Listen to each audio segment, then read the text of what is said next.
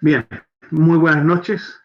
Eh, ¿Cómo están? Espero que alguno de ustedes me pueda confirmar si se me está escuchando bien y se me está viendo bien.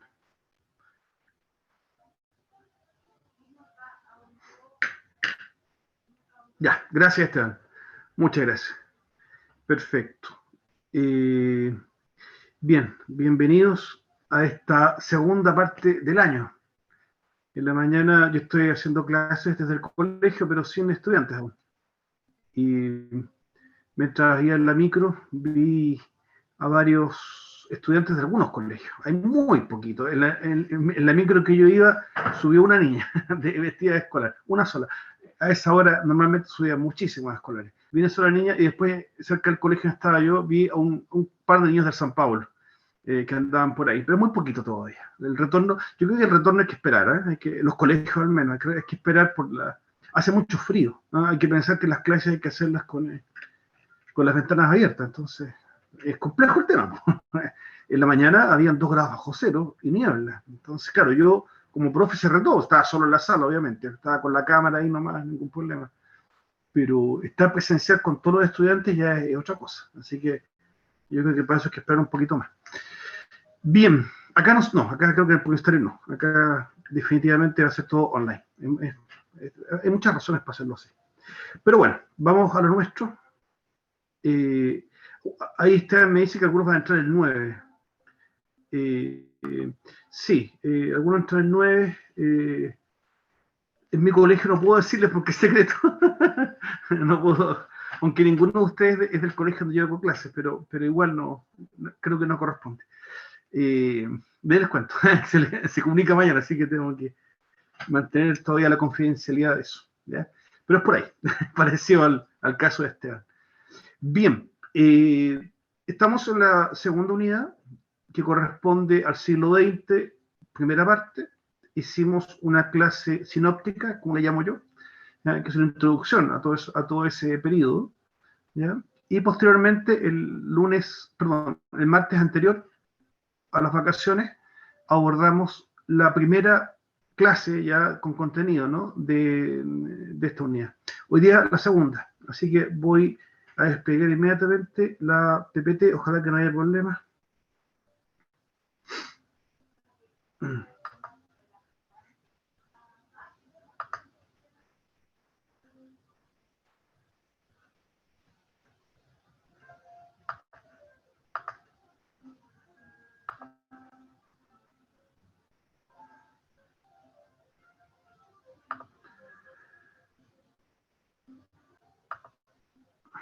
Ya, una vez más, les pido que me confirmen, con micrófono sí, ya no los veo, si estamos bien. ¿Apareció el PPT o no? ¿Sí? Por Sí, se favor, ve si me bien. pueden. Sí, Gracias. profe. Gracias. Le agradezco mucho que me confirmen. Bien, sigamos entonces con el tema El mundo entre guerras. Hay algunos historiadores que afirman que eh, en realidad la Gran Guerra y la Segunda Guerra Mundial son una sola, una perspectiva que sea. Es una guerra de 30 años con 2 partes, ¿ya? Y con esta parte intermedia que es la entreguerra.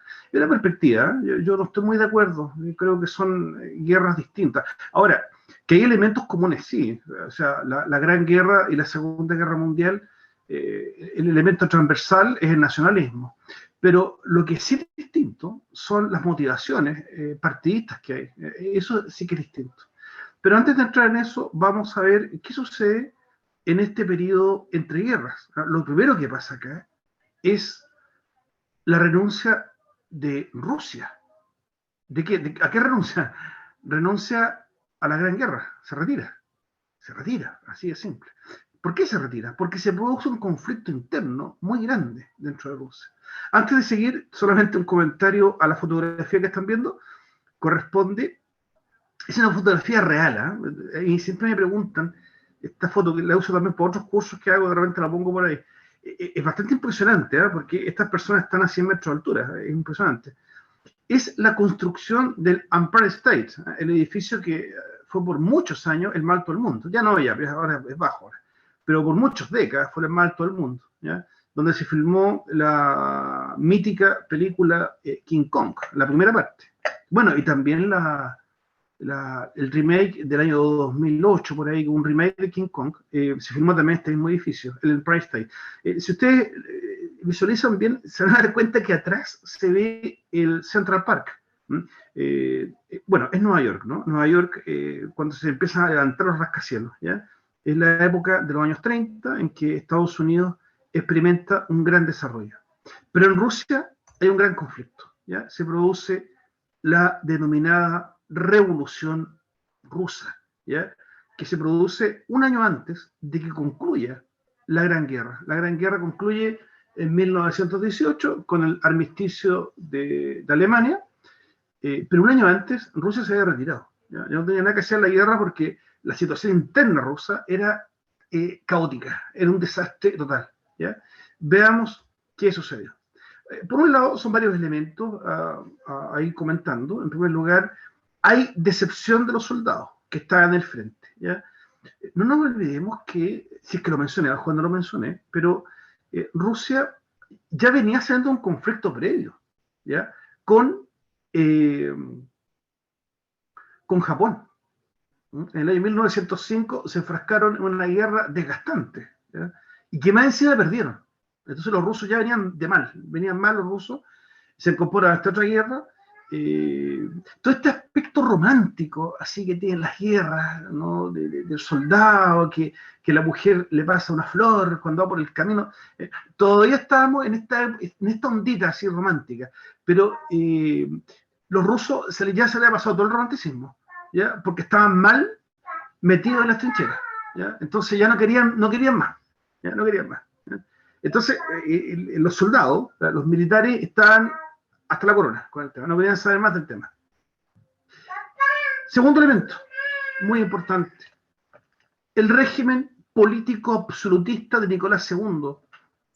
Absolutismo, me dirá alguno de ustedes, profesor, todavía, claro, todavía, están ya en el siglo XX, todavía hay absolutismo. Recordemos que el absolutismo quedó derrotado, ¿no? Salió del mundo con la Revolución Francesa en el año 1789. No necesario exactamente, pero de ahí comenzó el proceso y poco a poco se fue alejando, ¿no? Recordemos que en Francia hubo una restauración de la monarquía, pero no absolutista. Fue una restauración constitucional la que hubo, ¿ya?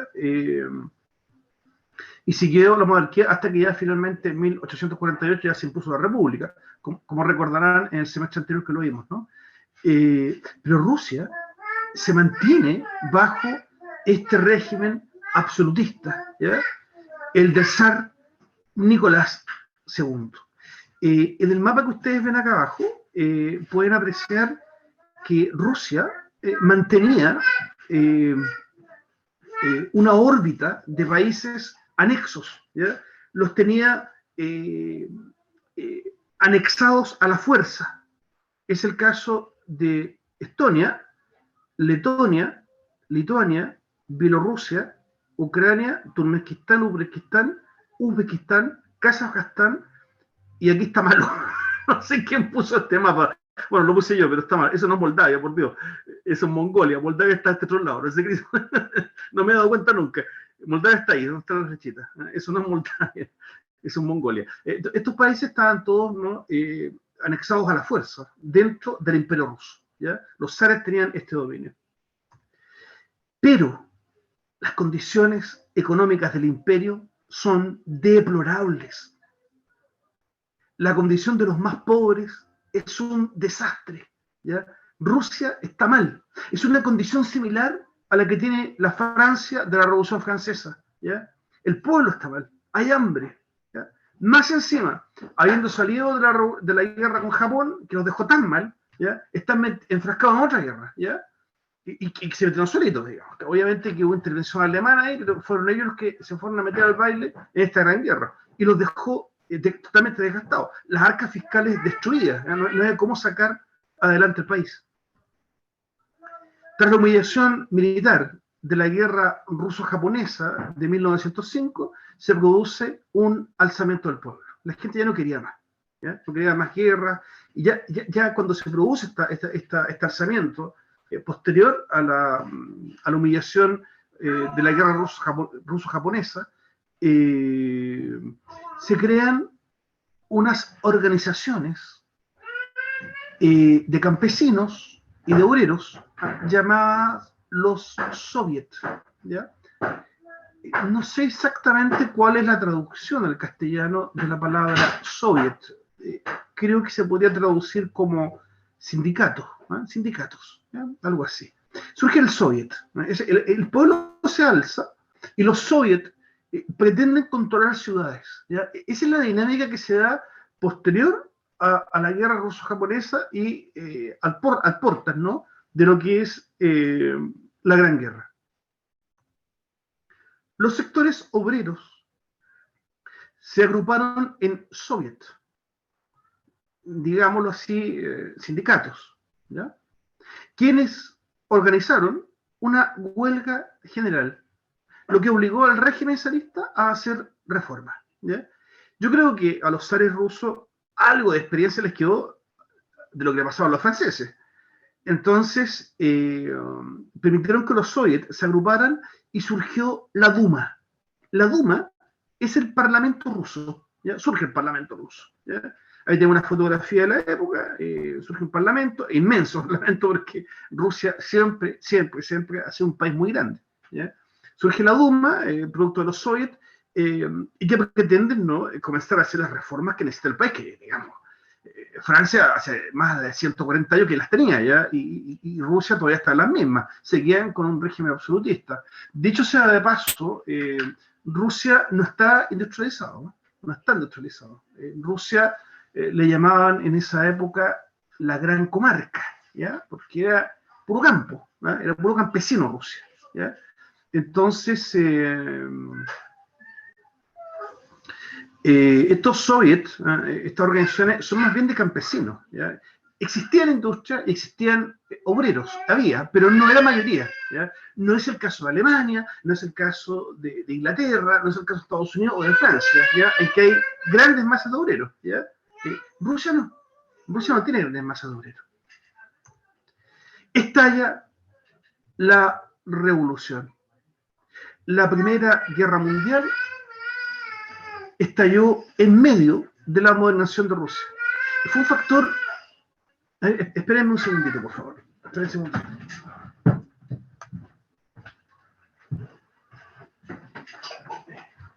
Mamá, vale. Vaya para allá, chiquitita. Vaya para allá.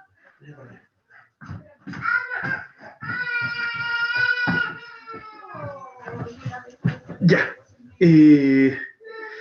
Decía que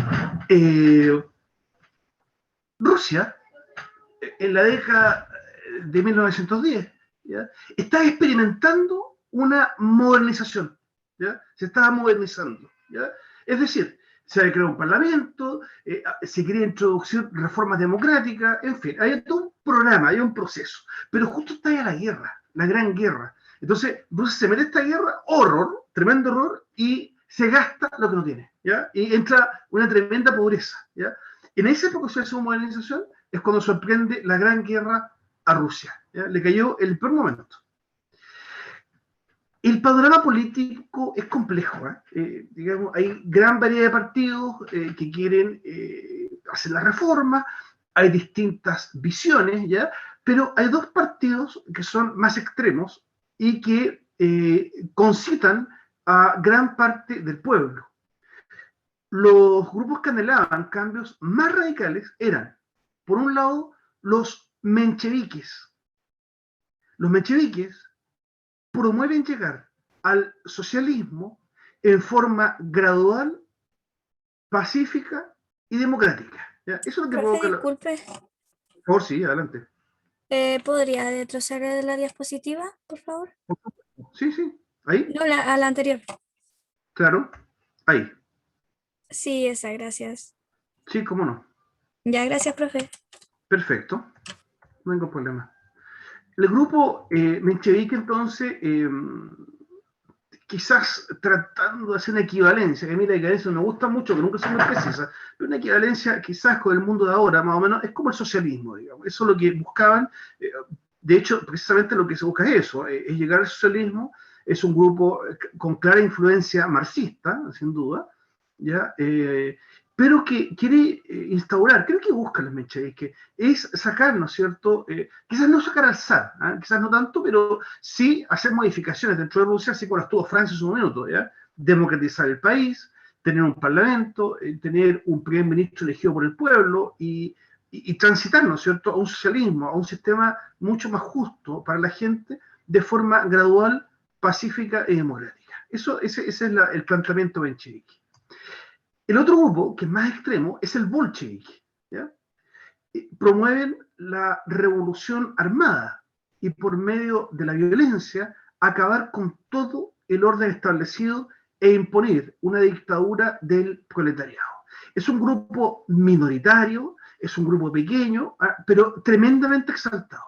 La gente en Rusia y en otros países del mundo jamás hubiese sospechado que el grupo bolchevique pudiese lograr tomar el poder porque eran muy pocos, ¿ya?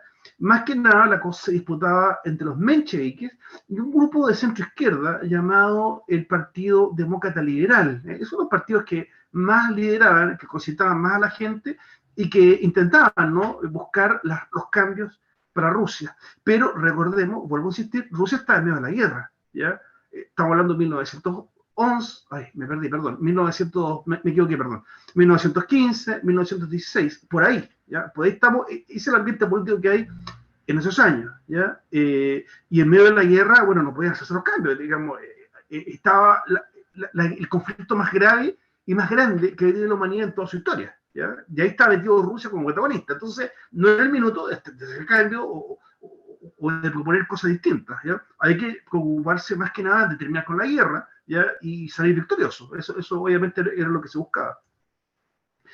Los soldados que combatían en el frente de batalla estaban muy mal preparados y apertrechados.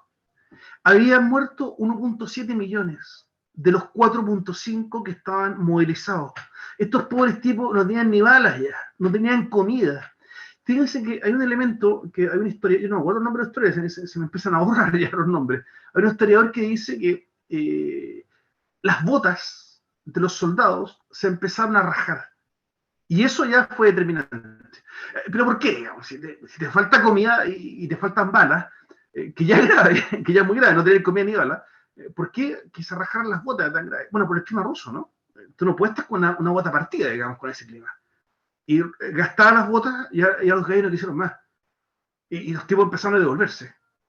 Empezaron a devolver. Hubo un caso emblemático de unos soldados que dijeron, ¿sabes qué más? Me voy. ¿Para dónde? Para mi casa. No quiero pelear más, me cabreé.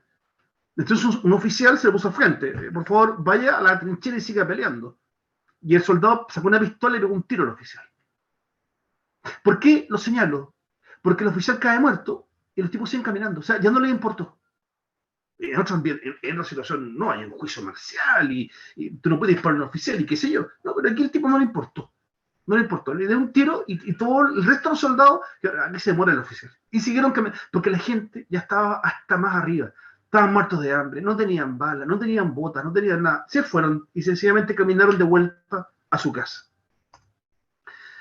Los civiles no estaban mucho mejor y se generó un enorme malestar en la población que salió a protestar a las calles, lo cual fue duramente reprimido. ¿Ya? Esto fue un estallido social, que es la palabra que nosotros tenemos más incorporada ahora por lo que sucedió hace un par de años en Chile. Fue un estallido social monumental. O sea, salieron los estudiantes universitarios, salieron los obreros, salieron los campesinos, salió todo el mundo, digamos, a la calle a marchar y de repente Moscú era una gran protesta todo Moscú. ¿Qué hizo el gobierno?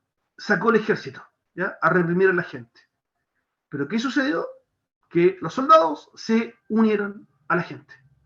Y el régimen del zar cayó así. ¡Pop! Fue un día. La protesta empezó en la mañana y en la tarde el gobierno estaba abajo. Se acabó.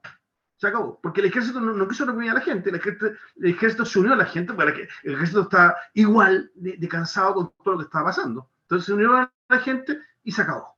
Se produjo una huelga general que terminó con el régimen zarista.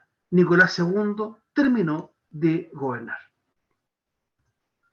Esta primera revolución fue obra de partidos burgueses liberales y de socialistas moderados, en castellano ahora, digamos centro-derecha y una centro-izquierda bien suave, digamos. Esos fueron los precursores de todo este movimiento, ¿ya? En contra del zar.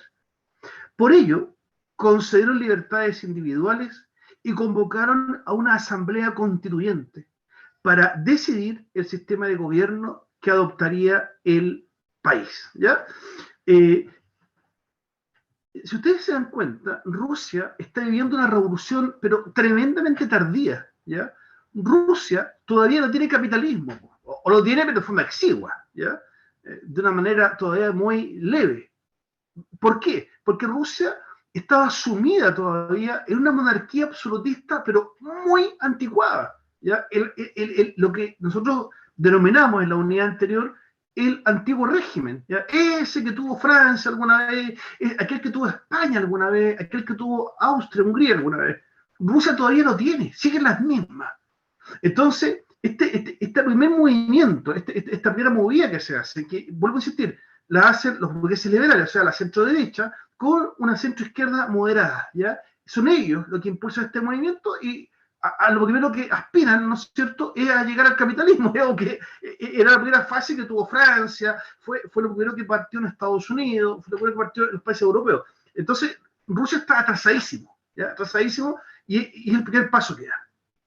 La principal figura fue Alejandro Kerensky, del Partido Demócrata Liberal, o sea, un centro derechista, quien fue nombrado jefe de gobierno, que es el señor que está ahí en la fotografía. Pero Alexander Kerensky no fue capaz de resolver los enormes problemas económicos y sociales de Rusia. Rusia estaba sumida en el hambre absoluto, ¿ya? En una pobreza total, estaban en una condición pésima, no había leña. Lo señalo porque en Rusia no puedes no tener leña, no se puede, te mueres, pues las temperaturas en Rusia son bajísimas, ¿ya?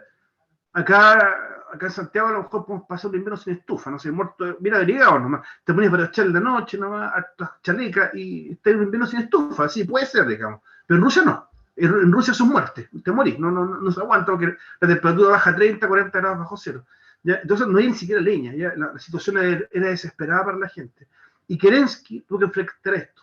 ¿Cuánto le duró el gobierno? Nada, ¿ya? Le duró un tiempo y vino otro golpe de Estado, ¿no? Le duró muy poquito. Aparece un personaje llamado Vladimir Ilich Ulyanov, perdón, que el ruso es pésimo, Ulyanov, perdón, también conocido como Lenin, ¿ya?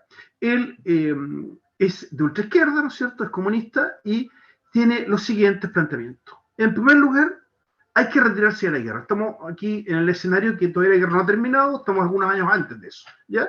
Hay que salirse de la guerra. La guerra es un tema externo que no nos compete, que se hemos metido ahí puro gastando plata y con el pueblo muerto de hambre. Hay que salirse de la guerra. Segundo, hay que redistribuir la tierra porque la tierra en Rusia está en manos de grandes latifundistas. ¿Ah? Grandes latifundistas. Tercero, entrega del poder a los soviets, ¿ya? Lenin plantea que los que tienen que manejar el país son los sindicatos, ¿ah? Los soviets. Eso es su proyecto de gobierno. En cuarto lugar, control de las fábricas por medio de comités de obreros. A las fábricas no pueden pertenecer más a los poquitos capitalistas que hayan, ¿no? Porque el capitalismo está muy desarrollado, pero había que transferir esa propiedad a los sindicatos. Y en quinto lugar, la autonomía para las nacionalidades. El proyecto de Lenin era devolver las nacionalidades a Letonia, a Estonia, a Lituania, a Bielorrusia, a Ucrania, Armenia, Georgia, Azerbaiyán, Uzbekistán y el resto, ¿no es cierto?, de estos países satélites que estaban forzosamente anexados a Rusia por los zares, ¿ya? Lenin tiene el proyecto de devolver la autonomía a estas pequeñas comunidades. Se produce la denominación... ¿Sí? Hay que un micrófono. ¿Alguna pregunta? Bien. Se produce la denominada Revolución de Octubre, ¿ya? En octubre de 1917 se produce una insurrección en que es asaltado el Palacio de Invierno y cae el gobierno de Kerensky. El poder es tomado por Lenin, secundado por León Trotsky. ¿Ya? Lenin se hace el poder de forma autócrata, es apoyado por Trotsky, y el partido bolchevique es el que comienza a dominar el escenario político. De alguna manera se ha suprimido la democracia. Uno de ustedes tiene el micrófono encendido. ¿Ya? Si por favor lo puede cerrar porque se produce un sonido blanco que es un poquito molesto. Por favor.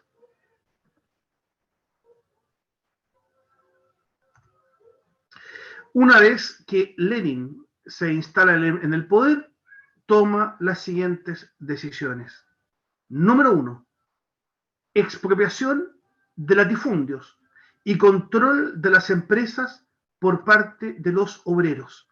Comienza Lenin entonces a cumplir su programa de gobierno. Dicho sea de paso, de forma autócrata, ¿ya? No es una democracia, ¿ya? Aquí se está gobernando por la fuerza. Número 2, derecho de determinación de las nacionalidades, ¿ya? Le da la autonomía a los países que no queden antes. Número 3, total ruptura con los mencheviques. No lograron los bolcheviques ningún tipo de acuerdo con los bolcheviques. Entonces, el partido menchevique y el partido demócrata liberal son expulsados y sacados del gobierno, ¿ya? Solamente fueron los bolcheviques solos. Todas las decisiones pasan a ser tomadas por el Partido Comunista, suprimiendo cualquier tipo de participación democrática de otros partidos. Eso es lo que se conoce como unicidad de partido, que es contrario a la pluralidad de partidos. Por favor, les vuelvo a solicitar, si es el caso, a lo mejor estaba en mi equipo, pero si es la culpa de usted, por favor, el que tiene el micrófono abierto, por favor, lo puede apagar porque se produce un ruido blanco que molesta un poquito, por favor. A lo mejor el problema es de mi equipo, no sé, ¿ya? Pero si alguno de ustedes tiene el micrófono abierto, por favor, si lo puede silenciar, se lo agradecería. Producido esto, estalla una feroz guerra civil entre los años 1918 y 1922, en el cual, Profesor, sí, dígame. parece que su computador, porque estoy viendo, ningún participante tiene el micrófono prendido. Ah, ya. Muchas gracias. Te agradezco mucho. Te agradezco mucho. Déjenme ver si... No, sigue el sonido. No, no sé qué lo provoca en realidad. Ya, no importa. No importa. Gracias, ¿eh? Gracias por la aclaración.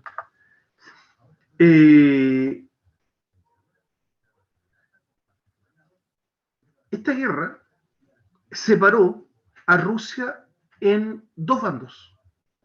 Los bolcheviques pasaron a denominarse el Ejército Rojo. Todo el resto pasó a ser el Ejército Blanco. Cuando digo todo el resto, incluyo a los mencheviques, a los demócratas liberales, a los nacionalistas, ¿ya? Y a cualquier persona o grupo que estuviese opuesto a los bolcheviques, ¿ya? Esta guerra fue, pero brutal, ¿ya? Se dieron, pero normalmente, yo no sé la razón, ¿eh? Pero cuando hay guerras civiles, son peores que las guerras entre países, ¿ya? Son peores. Siempre pasa eso, ¿ya? Estados Unidos ha tenido muchas guerras, digamos, pero donde más perdió gente y donde quedó más querido fue con la guerra civil en 1866. Fue cuando quedó más mal. Chile también. Chile tuvo muchas guerras con otros países, pero el que se peor parado fue la guerra civil de 1891. Siempre las guerras civiles azotan con más fuerza, ¿ya? En Rusia pasó lo mismo, ¿ya? Esta guerra entre blancos y rojos desgastó al país, pero tremendamente. Yo les recomiendo mucho una película que no sé por qué voló de YouTube, no está. Es muy buena, ¿ya? Se llama Doctor Chivago. Por si acaso, si la buscan, les va a aparecer una versión moderna, que es muy mala, ¿ya? Pero la versión de 1950 es excelente, ¿ya? Es muy, pero muy buena película. Yo no sé por qué pasó, pero no está en YouTube, no está. Sencillamente no está, no sé por qué no está. Esa película te muestra de forma desgarradora cómo fue esta guerra civil, la guerra civil rusa, ¿ya? Fue tremenda, ¿ya? 1918 a 1922, en la cual terminan por imponerse los bolcheviques, dando nacimiento a la URSS en el año 1922.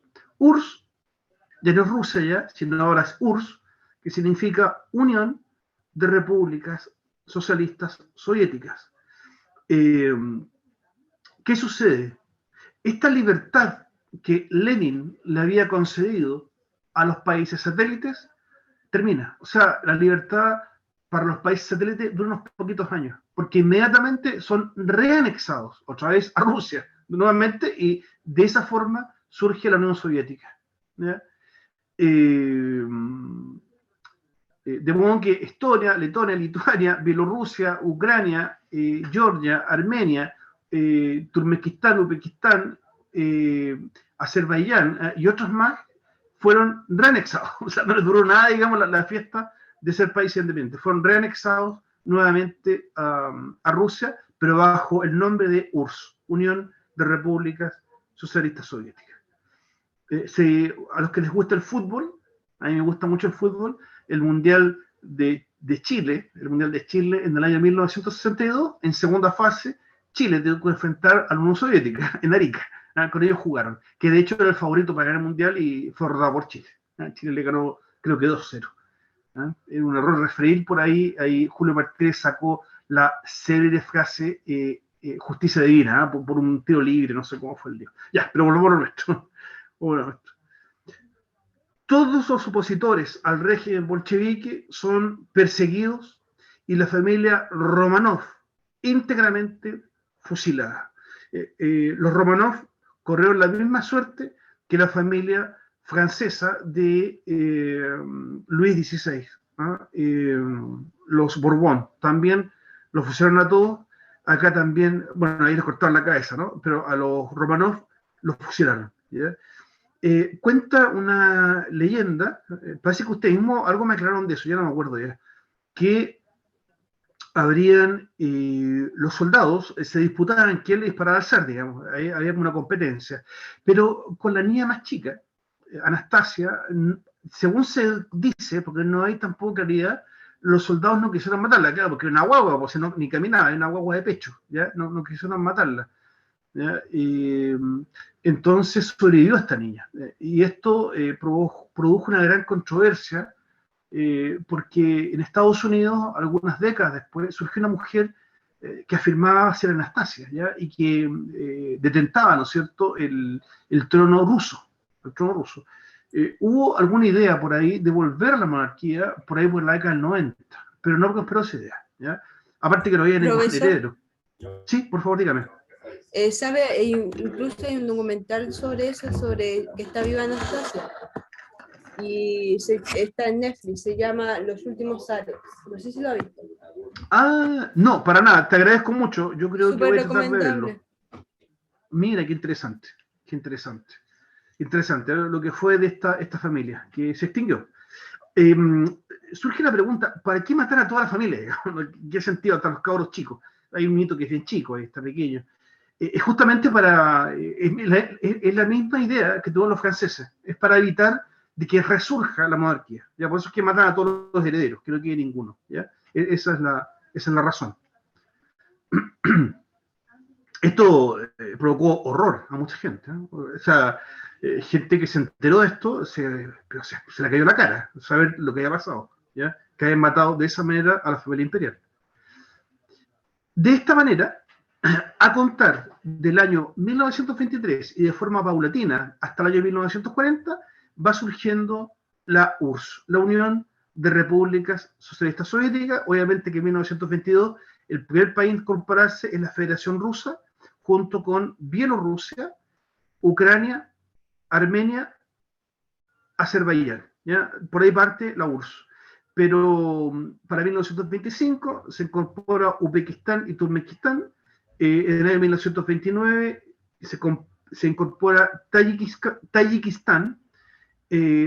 Por si acaso, comentario aparte, algunos de estos países son con muy poca población y muy pobres, por eso es que no los ubican seguramente, pero actualmente existen como países independientes, pero son muy poco conocidos por esa razón. Es puro desierto de lado, digo, desierto es roca, desierto y nieve, no tiene ni un bioma, entonces no hay donde cultivar ni ganar nada, son países muy pobres y con muy poca población, por eso es que no se ubican mucho.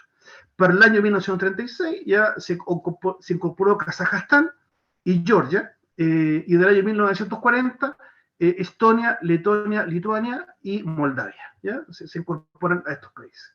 Entre Moldavia y Ucrania hay un país, a los que les gusta el tema lo pueden investigar, no me acuerdo, no, hay un país muy chiquitito que todavía reclama independencia, está ahí, se mantiene ahí en un país, es un país flaco, así chiquitito, que está entre Ucrania y Moldavia, pero todavía hay todavía una disputa con ellos, y tiene idioma propio, y todo, bandera propia y todo el cuento. Ya, con este grupo de países, creo, no me acuerdo bien, me disculpan, creo que suman 22 países, surge, ¿no es cierto?, la URSS, ¿ya? La Unión de Repúblicas Socialistas Soviéticas. En el año 1924 muere Lenin, ¿ya? Muere Lenin. Lenin, una vez fallecido, es embalsamado, ¿ya? Lo embalsaman y es preservado en un museo en Rusia, ¿ya? En Moscú, ¿ya? Queda embalsamado. Y se arma un tremendo lío porque comienza la disputa de poder entre León Trotsky y Joseph Stalin, que los vemos ahí a los dos enfrentados. ¿Qué diferencia hay entre ellos? Joseph Stalin es un dictador, pero fanático, digamos, es un dictador completo, Stalin, no admite nada distinto a su pensamiento. En cambio, León Trotsky, aunque ambos son del partido bolchevique, los dos, León Trotsky, él decía que la etapa más dura ya había sido superada y que había que ahora transitar lentamente hacia la democracia, ¿no? Que la gente pudiera elegir a su mandatario, al parlamento y qué sé yo. Esa es la idea de León Trotsky. En cambio, la de Stalin era absolutamente radical. Stalin decía, no, aquí hay que seguir. Stalin tenía una frase célebre, él decía, aquí se avanza poco porque se mata poco. Hay que matar más para avanzar más. El sello que más identificaba a Stalin era el crimen. Era un hombre que para todo mataba gente. Para todo. Se prendía un cigarro, mataba a alguien. Digamos, era tremendamente totalitario en su postura. Finalmente, Stalin se impone, ¿no? Se impone por la fuerza, da un golpe de Estado. Trotsky tiene que huir, se arranca a México, donde él estaba tranquilo ahí, pero un día es emboscado y lo ametrallan. Lo ametrallan, ahí está el cuerpo de Trotsky en una camilla, fallecido ya. Falleció en México. Una vez Stalin instalado en el poder, comienza una de las dictaduras más brutales que alguna vez ha conocido la historia. Hay una película buenísima que se llama Tal... Sí, por favor, sí, dígame. No sale. ¿Cómo ganó Stalin si sabía que era un dictador? Por la fuerza, pues. Pero si ahí nadie tenía el poder también, igual De nuevo, llegaba. te escucho muy entrecortado. Por favor, si puedes repetir la pregunta. ¿Cómo ganó Stalin si todavía si se sabía que era un dictador y todavía no tenía el poder?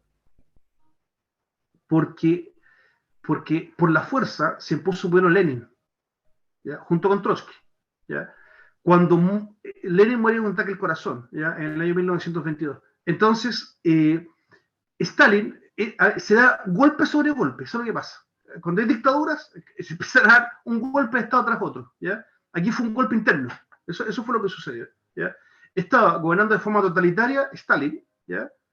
Se suponía que lo sucedía a Trotsky, pero, perdón, Lenin, me equivoqué. Lenin gobernaba de forma totalitaria, se suponía que lo sucedía a Trotsky y Stalin da otro golpe, ¿ya? Dentro del mismo régimen, ¿ya? No necesariamente los golpes de Estado son dados por alguien contrario al régimen. También existen los golpes de Estado intra-régimen, adentro, ¿ya? Que es el caso. Fue también lo que sucedió, por ejemplo, en Argentina varias veces, ¿ya? En que, habiendo un gobierno militar, se daba un golpe interno, ¿ya? Y tomaba el poder otro general. Bolivia fue lo mismo, digamos, en décadas anteriores. También habían gobiernos militares y gobernaba, por ejemplo, la aviación y daba un golpe al ejército. ¿Ya? Hubo otro general de otra división, de otro regimiento, y sacaba el que estaba. ¿Ya? Son golpes internos de Estado. Eso, cuando se da una seguidilla, ¿no es cierto?, de gobiernos totalitarios, sucede eso. Acá pasó eso. ¿Ya? Es un golpe interno de poder, ¿ya?, que da en este caso Stalin, ¿ya?, y se queda con el poder. Les recomiendo mucho una película que se llama así, tal cual, Stalin, ¿ya?, tal cual, Stalin. Esta película es de la década del 90 y está basada en el diario de la segunda esposa de Stalin, ¿ya? Stalin era casado, pero estando viejo, ya como de 60 años, él se casa con la secretaria, que tenía 16 años. Era una secretaria del Partido Comunista, ¿ya? Esta niña estaba pero enamoradísima de Stalin, ¿ya? Se casa con ella, ¿ya? Y ella vive un infierno junto a él, ¿ya? Y ella, vieja ya, redacta un diario, ¿ya?, donde confiesa cómo fue su vida con Stalin, ¿ya? Eso dio pie a la creación de una película que se muestra el lado más brutal de Stalin, cómo era él personalmente, ¿ya?, que era lo que les dije antes, ¿no? Digamos, era como, casi como deporte matar gente, era a cada rato, eso lo hacía de forma permanente, incluso mató a su propio hijo, ¿ya? Su hijo, estando su madrastra presente, o sea, la segunda esposa, le planteó que la tortura no estaba bien, porque Stalin era muy dado a torturar gente, no está bien torturar gente. Y él se sienta en su escritorio y dice, cuéntame más. No, papá, es que yo leí un libro y tú has mandado torturar a mucha gente y yo estaba leyendo que eso no estaba bien por esto y lo otro. Y Stalin abrió un cajón, sacó una pistola y le dio un tiro al hijo. Y la madrastra, o sea, su segunda esposa, se horrorizó y trató de atenderlo. Le dijo, pero ¿cómo le disparas a tu hijo?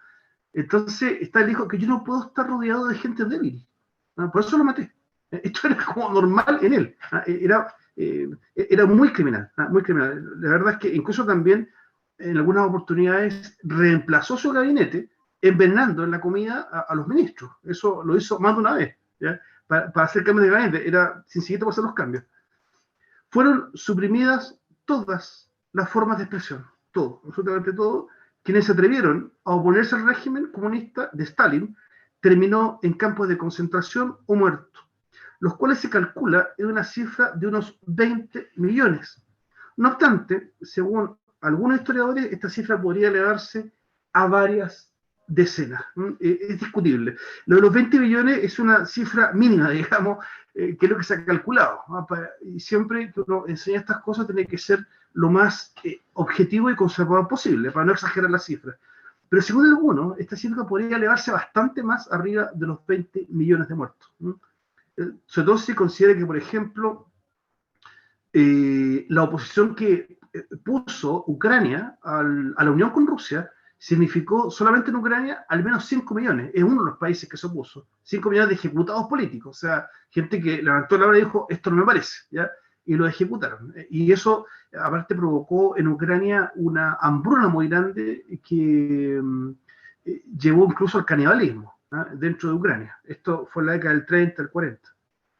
Todavía hay secuelas de eso, ¿eh? Los ucranianos están muy dolidos todavía por lo que les pasó con los rusos, ¿eh? Por eso es que no se pueden ver, ¿eh? No se pueden ver los ucranianos con los rusos hasta el día de hoy. Surge en los años 20, vemos un periodo, digamos, es como la otra cara de la medalla. Los años 20 son los denominados locos años 20, ¿ya?, en que en Europa y en Estados Unidos la gente como que se desquicia un poco, ¿ya? ¿Por qué tanto? Por la guerra. La Primera Guerra Mundial dejó a la gente muy abatida, ¿ya?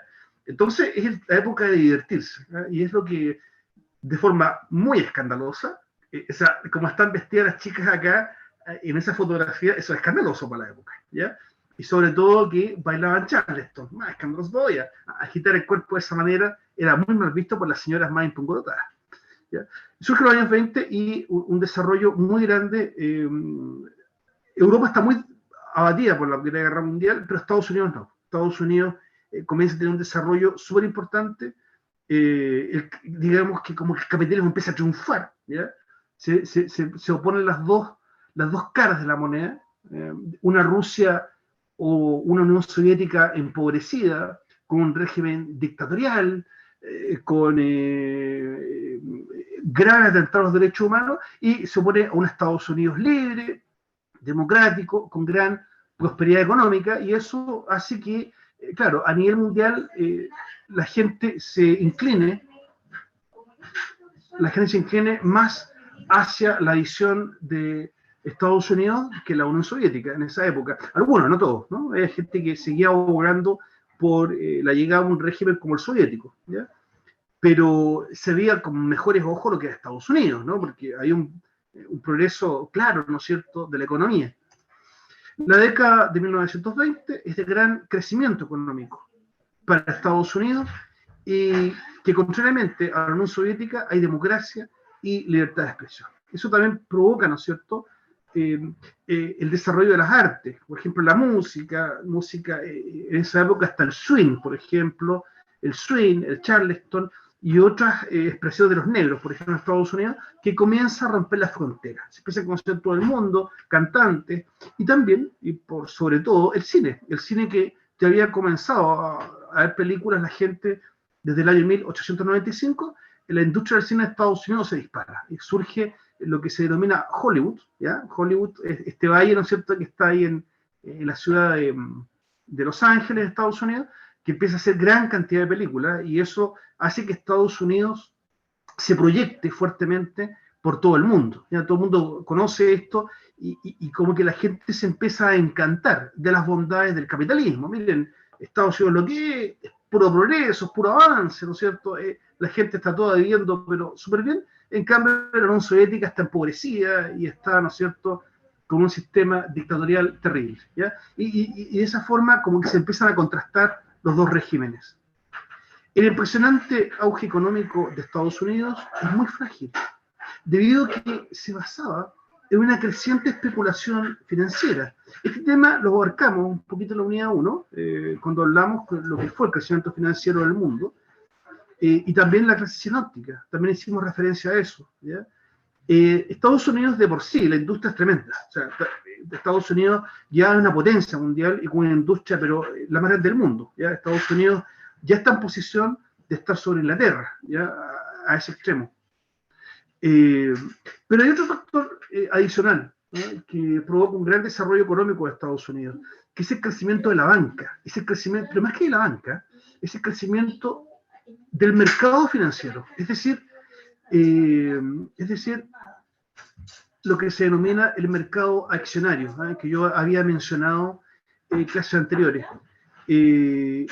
Recordábamos, como lo dije alguna vez, la propiedad de las empresas pertenece a los accionistas, ¿ya? Ellos son los dueños de las empresas, ¿ya? Las acciones, como les mencioné en algún momento, son instrumentos, son papeles que yo puedo intercambiar, ¿no? Si yo tengo 100 acciones de CCU, ahora que están, por entenderlo como se llaman tanto, ¿no? Tengo 100 acciones de CCU, yo las puedo vender, ¿ya? Tengo un valor, ¿no es cierto? Yo les mencionaba, ¿no? Hay un valor que es nominal de la acción, que es la partecita que me corresponde, ¿no?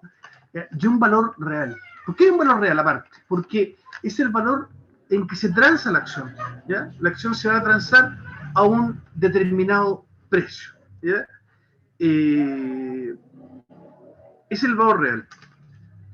A ver, chicos, ¿me pueden disculpar un segundo? Es que tengo un pequeño problema doméstico. Esperen un poquito.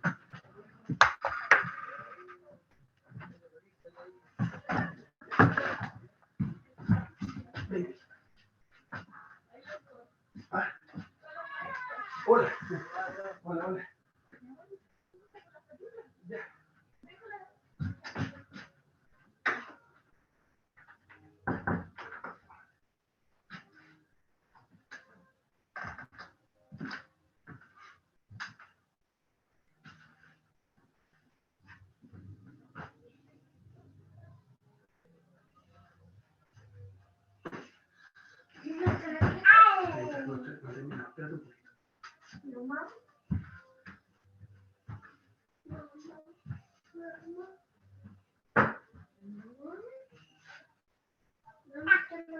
Afuera, espérate un poquito.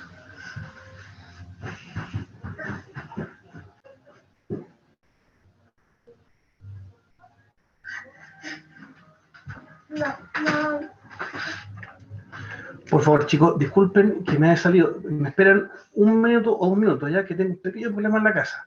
Ya, esperemos un poquito, por favor.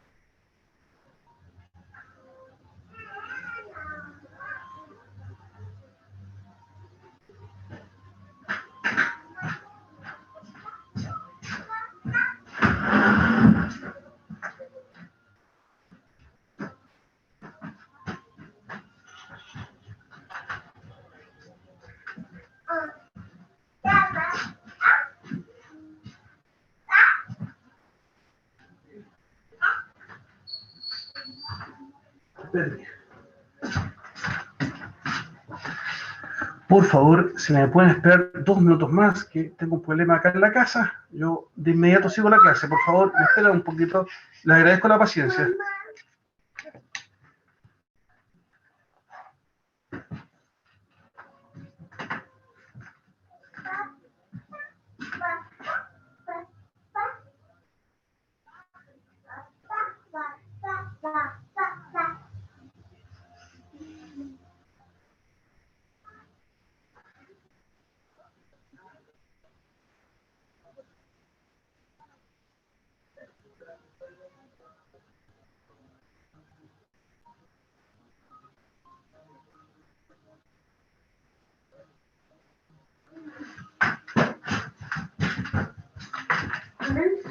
Está afuera, no me escuchen. ¿Allá?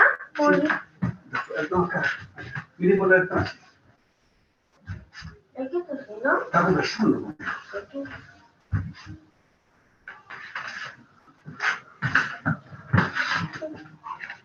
¿Es que estoy comenzando? Por favor, un poquito más de paciencia. Yo me desocupo de inmediato. Disculpen la tardanza. Voy de inmediato.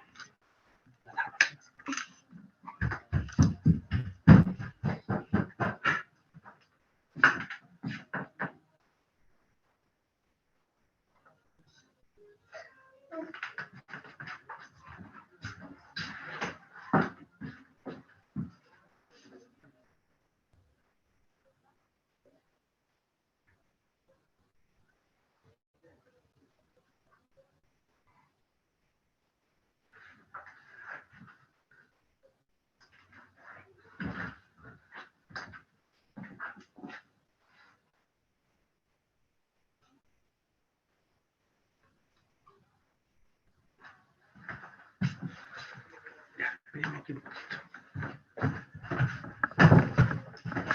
A ver, voy a tratar de seguir porque no puedo hacerlo esperar tanto. Pero puede que interrumpa otra vez, ¿ya? Lo que decía yo es que una acción tiene un valor real porque se intercambia. De modo que el valor que tiene una acción puede experimentar un alza de precio en el tiempo. Esto es lo que se denomina especulación financiera, ¿ya? En que una persona puede ir ganando por medio de la compra y venta de acciones.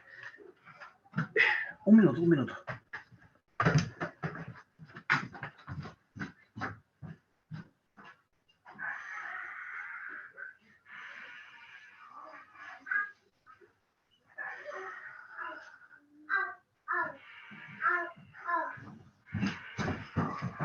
Cierra la puerta del baño, bien cerrada, bien, cierra bien. Bien cerrada, bien cerrada. Eso. Ya, espero no tener que interrumpir de nuevo. Entonces, ¿qué sucedió? Una forma fácil y rápida de ganar dinero era mediante la especulación financiera. Es decir, comprar barato y vender caro. Esto yo se lo había explicado en algún momento, ¿no? Se lo había explicado. Y claro, y mucha gente se endeudó, ¿no? Se endeudó, pidió préstamos en los bancos para comprar acciones, porque era, como decimos en Chile, era la papa, pues, ¿no? Era la papa. O sea, pucha, me pego un préstamo, compro acciones baratas, las vendo caras, y con lo que gano, pago el préstamo y me quedo con plata en el bolsillo. Así lo hacía mucha gente. Y esto produce una creciente especulación financiera. Estados Unidos, que superaba la Unión Soviética, que era el paraíso, que era el capitalismo en todo su esplendor, ahora ya llegaba a nivel estratosférico. O sea, aquí hasta los pobres se podían hacer ricos. Eso les dura hasta el año 1929, cuando se produce el gigantesco crack, o el crash, como quieran, ahí en inglés crash, el rompimiento, ¿no? Me parece que fue un día jueves, 24 de octubre, la bolsa de valores de Nueva York cae estrepitosamente, llevando a Estados Unidos y al mundo a una fuerte depresión económica. Estados Unidos quedó sumido en un desastre económico sin parangón. Estados Unidos nunca había sufrido tanto una crisis económica como esta oportunidad. Para que se hagan una idea, quiebran todos los bancos norteamericanos. ¿Por qué se afecta tanto la banca? Porque hay mucha gente endeudada, que se ha endeudado para comprar acciones, ¿ya? Y cuando quiebran la bolsa de comercio, los que habían pedido los préstamos tienen que pagar, ¿ya? Y los bancos se quedaron sin efectivo, y les condujo a la quiebra. Si ustedes recuerdan,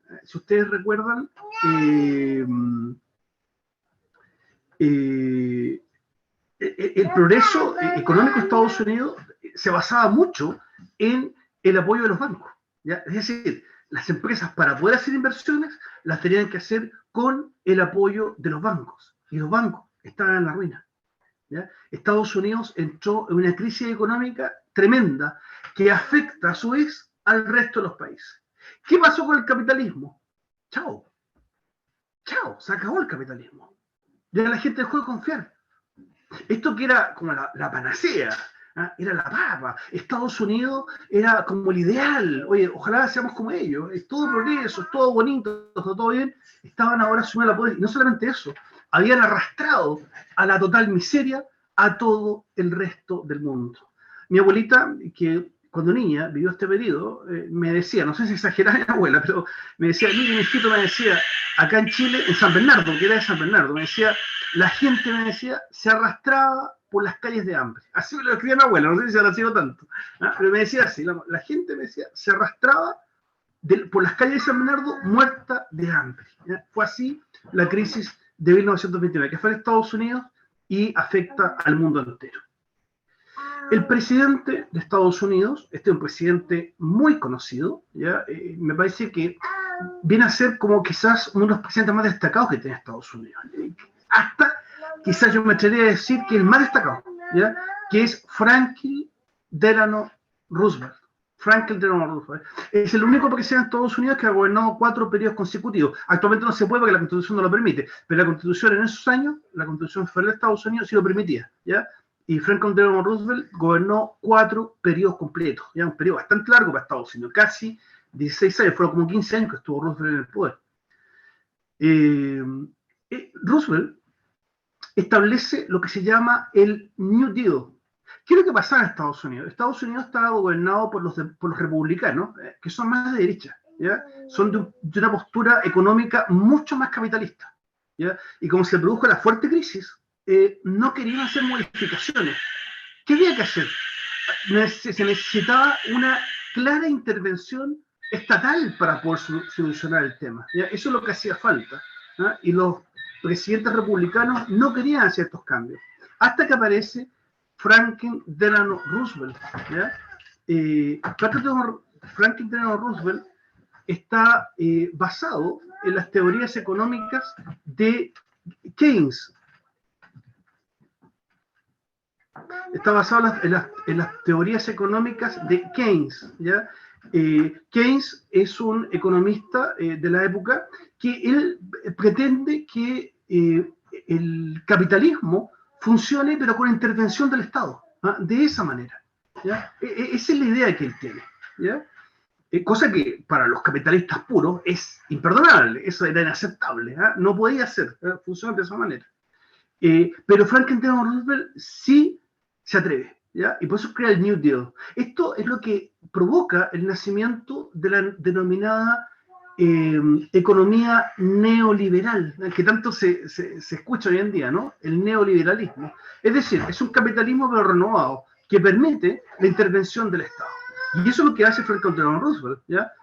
Mueve potentemente a Estados Unidos con una gran intervención del Estado. Se crean empresas federales, cosa que en Estados Unidos era impensable, empresas federales que impulsan la economía y logran el milagro.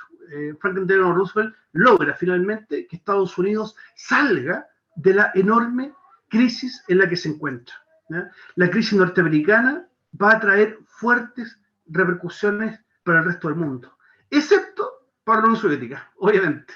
Claro, porque como Unión Soviética no tenía un sistema de mercado y no tenía capitalismo, no había manera de que fuera afectado por esta enorme crisis económica, ¿ya? La foto que ustedes ven ahí es de una familia norteamericana, ¿ya? No es la clásica familia norteamericana que está en la total opulencia, ¿no? Es la típica foto que uno ve. No, están totalmente pobres. Estados Unidos está en la pobreza total. Y Unión Soviética está bien, po. Entonces, la visión de la gente cambia. Oye, miren la Unión Soviética. No, la crisis económica de 1929 no le tocó, ¿ah? Están impecables ellos, ¿ah? No pasó nada. Y hace que mucha gente, especialmente la gente joven, diga, oye, miremos para allá ahora, ¿ya? Hay que mirar para allá. Si el capitalismo fracasó totalmente, ¿ya? Fracasó totalmente. De esta manera, llegamos al final de esta clase, ¿ya? De lo que es el mundo entre guerras. Solamente quedó pendiente un tema que lo vamos a abordar en otra oportunidad, ¿ya? Que es el tema de la guerra civil española, ¿ya? La guerra civil española se va a producir hacia el final del periodo entre guerras, ¿ya? En términos generales, muy general, pudiera definirse como un conflicto entre derecha e izquierda, ¿sí? De hecho, sí, tiene mucho de verdad eso. Pero hay más cosas de por medio, hay más cosas implicadas, ¿ya? Hay muchas más cosas implicadas, pero en este momento solamente conviene destacar que las grandes potencias usan a España, la usan para probar armas, porque se comienza a anticipar lo que va a ser la Segunda Guerra Mundial, ¿ya? Y un lugar de ensayo es España, ¿ya? En España se prueban bombas, se prueban una serie de elementos para después desarrollarlos ya en pleno en lo que va a ser después la Segunda Guerra Mundial, ¿ya? Lamentablemente fue un campo de ensayo España. Eso es lo que se llamó la Guerra Civil Española. Bien, dudas, preguntas.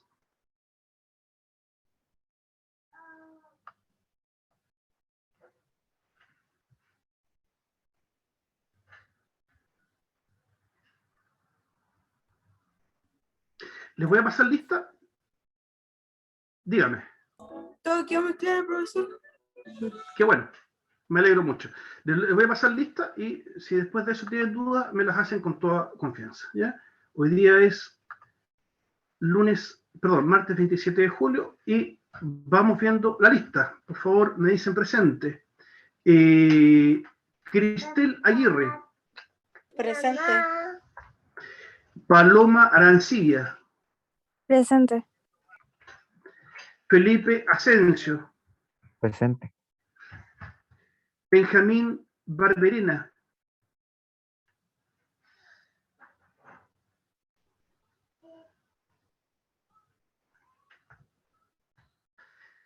Emily Becerra. Presente. Daniel Bravo. Presente. Mateo Buston.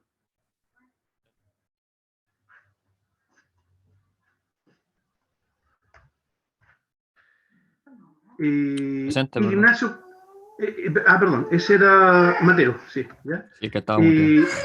Ya, está bien, está bien. Ignacio Campos. ¿Está? Ya. Esteban Carrillo. Presente. Paulina Carrasco.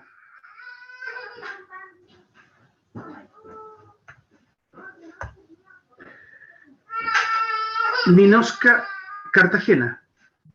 Presente. Ya. Yanela Catalán. Presente. Lorena Cofré. Nunca más vi a Lorena. Amaro Elgueta.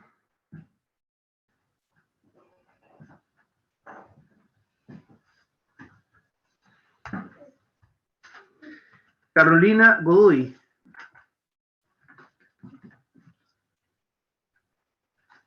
Presente. Ya, perfecto. Valentina González.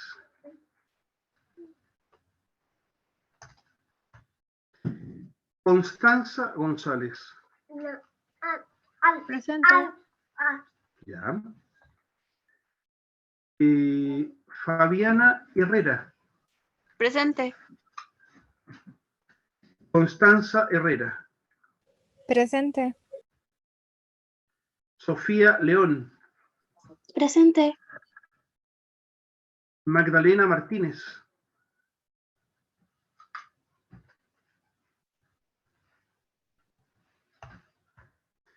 María Jesús Morales. Presente. Byron Neira.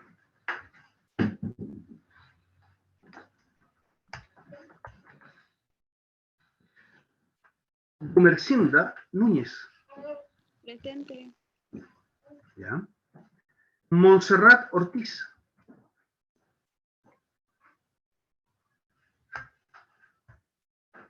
Martín Osorio.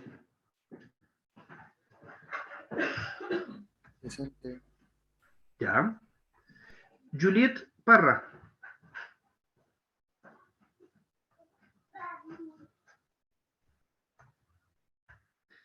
Agustín Peña.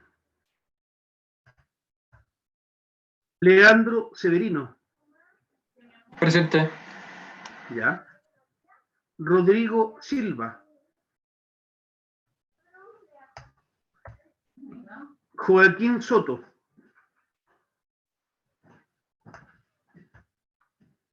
Martín Tam.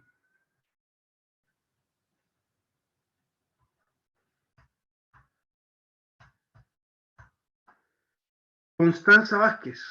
Presente. Antonia Vega. Presente. Catalina Zúñiga.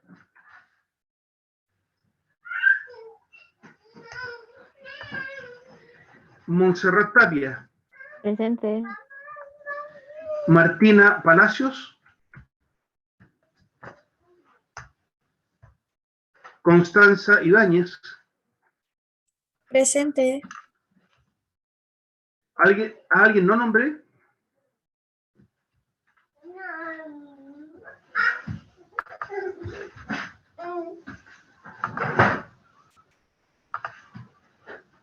¿Puedo volver a la clase? ¿Dónde está?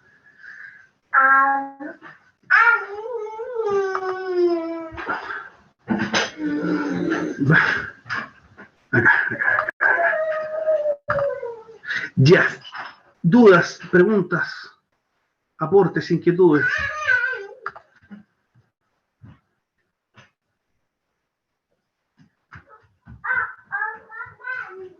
Bien. Pero por supuesto, pues, por supuesto. La crisis de 1929, claro, fue producto de una economía liberal totalmente descontrolada. Totalmente descontrolada, no había límites.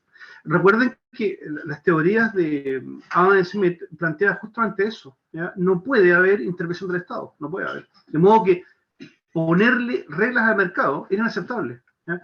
De modo que si tú me afirmas que la crisis del 29 fue provocada por el capitalismo, efectivamente, el capitalismo fue el que provocó esto, ¿ya? Porque no había reglas. no había un rayado de cancha, sencillamente invertía a la gente como le parecía nomás, ¿ya? Y esto fue lo que provocó el descalabro, un descalabro total. Estados Unidos quedó en la total ruina, ¿ya? Salió adelante justamente porque aplicaron políticas al revés, ¿no? Aplicaron políticas de control del mercado, aplicaron políticas en que surgieron empresas del Estado, ¿ya? Empresas federales en el caso de Estados Unidos, ¿ya? Algunas se han mantenido hasta el día de hoy, ¿ya? Como por ejemplo, en parte la Amtrak, ¿ya? Que es de ferrocarriles, ¿ya? Y otras instituciones que se han mantenido a lo largo del tiempo, ¿ya? Pero eso como que le demostró a Estados Unidos que el rol del Estado era importante, y eso es lo que permite generar, a partir de las ideas de Keynes, lo que se denomina el neoliberalismo, ¿ya? ¿Alguna otra duda?